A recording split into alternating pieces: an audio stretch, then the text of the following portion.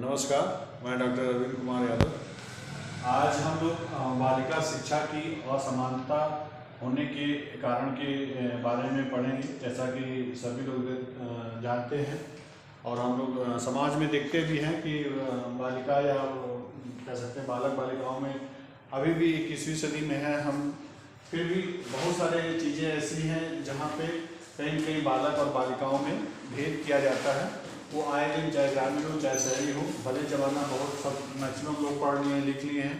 मगर फिर भी कभी कभी अभी भी देखने को मिलता है कि बालक और बालिकाओं में भेद किया जाता है। तो यहाँ हम पढ़ेंगे बालिका शिक्षा की असमानता होने के कारण। तो कौन कौन से कारण हैं जो बालिका शिक्षा में और बालक शिक्षा में असमानता के कारण हैं। जिसमें पहला है जन मानसिकता। जन मतलब जो समाज के लोग हैं, परिवार के लोग हैं, उनकी सामाजिक मानसिकता है जो कहीं न कहीं बालिकाओं के लिए कि ठीक है बालिका है तो इसको बहुत ज़्यादा पढ़ने लिखने की ज़रूरत नहीं है, घर में चूल्हा चौकी करना है, शादी ब्याह के बाद उसको अपने घर की जिम्मेदारियां निभाना है, तो बहुत चीज़ें उसको बहुत पढ़ने की ज़रूरत नहीं है। इस कारण से भी हालांकि बहुत कुछ ऐसा नहीं है कि थोड़ा सा ग्रामीण एरिया में देखने को मिलता है, मगर शहरी एरिया में ऐसा नहीं है। मगर फिर भी अगर सामान्य रूप से देखें तो कहीं न कहीं जो हमारा जो समाज है, जो भारतीय समाज में अभी भी उसकी मानसिकता महिला पुरुष कह सकते हैं या बालक बालिका की शिक्षा को लेकर है, जिसके कारण कहीं कहीं इस पे प्रभाव पड़ता है। दूसरा पॉइंट है बालिकाओं से घरेलू कार्य करवाना। हम लोग देखते हैं कि परिवार में अगर एक लड़का है एक लड़की है, तो अगर दोनों ठीक है, एडल्ट हैं, 10-12 वर्ष के हैं, तो कहीं न कहीं लड़कों से कोई भी काम घरेलू काम में नहीं करवाया जाता। हो सकता है कि कुछ दुकान से सामान लाना है या कुछ बाहर से कोई वस्तु लाना है, तो वो लड़का करेगा, मगर घर का कोई अगर खाने पीने उठने बैठने साफ सफाई से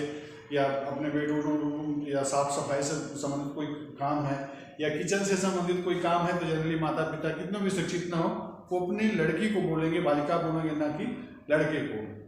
जबकि ऐसा होना नहीं चाहिए। एक शिक्षित समाज में लड़का लड़की दोनों बराबर हैं, तो अगर जो ज़रूरत है तो कभी लड़की से भी करा सकते हैं, अगर ज़रूरत है तो वो लड़की से भी हो सकते हैं। तो कहीं न कहीं खास करके जो ग्रामीण एरिया है, जो शैक्षिक रूप से जागरूक नहीं है या कम पढ़े लिखे माता पिता या परिवार के लोग हैं, तो कहीं न कहीं ये रहता है कि बालिकाओं से घरेलू काम करवाते हैं और उनको पढ़ाई लिखाई से बहुत मतलब नहीं रहता है, या आगे पढ़ने वो दूसरी तीसरी चौथी या 5वीं कर लिए, फिर उसके बाद उसकी पढ़ाई खराब। जबकि वहीं पर अगर बालक रहता है, लड़का रहता है, तो उसको कोशिश करते हैं कि अधिक से अधिक उसको पढ़ाया जाए। तीसरा पॉइंट है बालिका विद्यालयों की कमी। कह सकते हैं कि हालांकि अब ये चीज़ें होने लगी हैं, मगर फिर भी अभी भी खास करके ग्रामीण एरिया में बालिका विद्यालय, शहर में तो बालिका विद्यालय मिल जाते हैं, मगर ग्रामीण एरिया में बालिका विद्यालयों की कमी अभी भी देखने को मिलती है। इस कारण से भी कहीं कहीं ये प्रभावित होता है। सामाजिक कुप्रथाएं। हमारा देश खास रूप से आस्था विश्वास और धर्म इन सब चीज़ों पे बहुत ज़्यादा ध्यान देता है। तो कहीं कहीं हमारी महिलाओं के लिए, महिलाएं या कह सकते हो बालिकाओं के लिए बहुत सारी ऐसी सामाजिक कुप्रथाएं हैं, प्राचीन समय से लेकर या अभी तक कुछ न कुछ जो कुछ प्रथाएं हैं जिसमें कहीं कहीं बालिकाओं को बहुत ज़्यादा पढ़ा लिखा होना अच्छा नहीं मानते हैं। इस कारण से भी ऐसी बहुत सारी प्रथाएं हैं जिसके कारण बच्चों की शिक्षा पे प्रभाव उसका पड़ता है। बालिका श्रम प्रथा, जैसा कि हम लोगों ने यहाँ भी देखा, और यहाँ भी घर के साथ साथ कुछ प्रदेश ऐसे हैं जिसपे मेहनत मजदूरी का काम लड़कों के साथ साथ लड़कियां भी करती हैं। खास करके अगर हम छत्तीसगढ़ प्रदेश की बात करें तो रेजा कुली या जो घर में जैसे कंस्ट्रक्शन का काम हो रहा है, तो वहाँ पे पुरुषों की अपेक्षा या लड़कों की अपेक्षा लड़कियां ज़्यादा काम करती हैं। तो यहाँ इसके कारण भी कहीं कहीं उनकी शिक्षा प्रभावित होती है। फिर उसके बाद अगला है शिक्षा अनिवार्यता के सशक्त कानून का अभाव। हालांकि शिक्षा अनिवार्यता के लिए बहुत सारे कानून बने हैं, मगर फिर भी उठ पे सख्ती नहीं है। बालक बालिकाओं को शिक्षा मुक्त शिक्षा है, मगर कहीं न कहीं हमको इसके लिए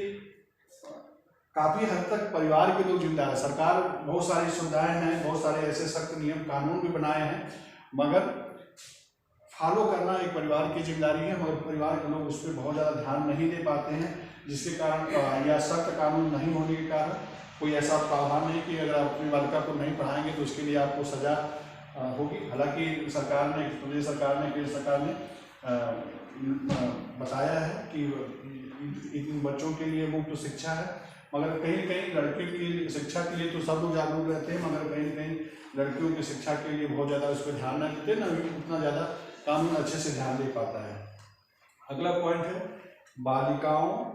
बालिका शिक्षा की प्रोत्साहन की कमी। जो बालिका शिक्षा है, सामाजिक जागरूकता की बात, शैक्षिक जागरूकता की बात करते हैं हम, समाज में स्त्री और पुरुष समानता की बात करते हैं, नारी सशक्तिकरण की बात करते हैं, मगर अभी भी बहुत कुछ हम देखा जाए तो बालिका शिक्षा के प्रोत्साहन की कमी हमारे समाज में देखने को मिलती है। अगर सामान्य परिवार है तो अगर मध्यम वर्गीय परिवार है, अगर जहाँ लड़का और लड़की को पढ़ाने की बात होती है तो वहाँ पे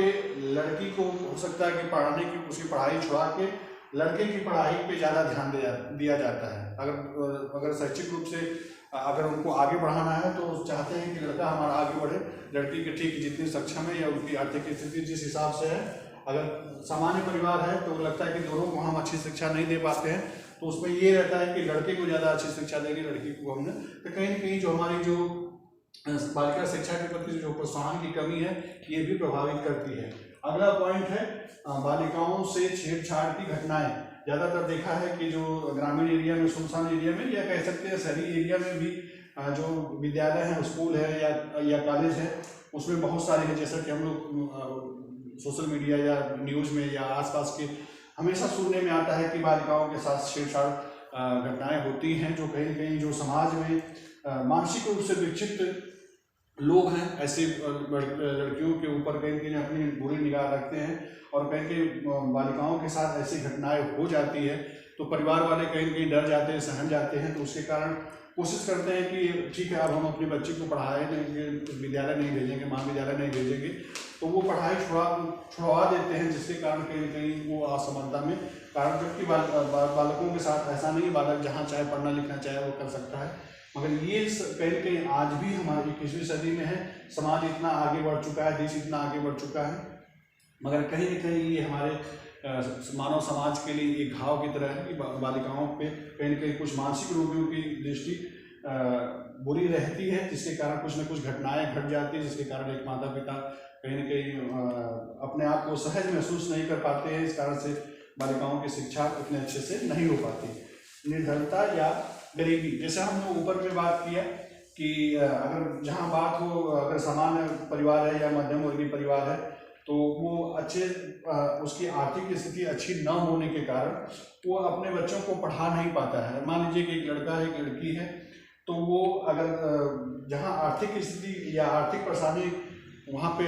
आ रही है तो वहाँ वो कोशिश करते हैं कि लड़के को पढ़ा के आगे बढ़ा देंगे और लड़की को वहाँ पढ़ाई छुड़ा देंगे। या अगर फिर भी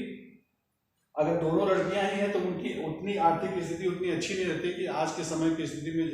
कह सकते हैं कि शिक्षा का व्यवसायीकरण, समाज आगे बढ़ता जा रहा है, उसी तरह शिक्षा का व्यवसायीकरण भी होता जा रहा है। शिक्षा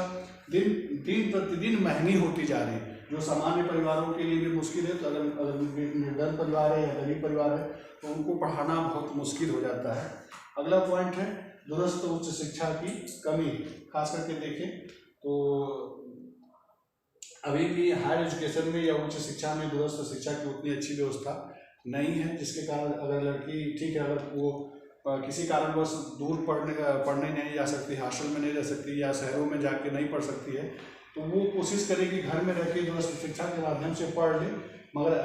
ये चीज़ें हालांकि शहरों में सुविधाएँ हैं जहाँ थोड़ा सा लोग शहर के लोग जागरूक हैं, मगर ग्रामीण क्षेत्रों में देखने को मिलता है कि वहाँ दूरस्थ शिक्षा का अभाव है और कमी भी है, और उतने रूप से लोगों को बहुत अच्छे से पता भी नहीं है।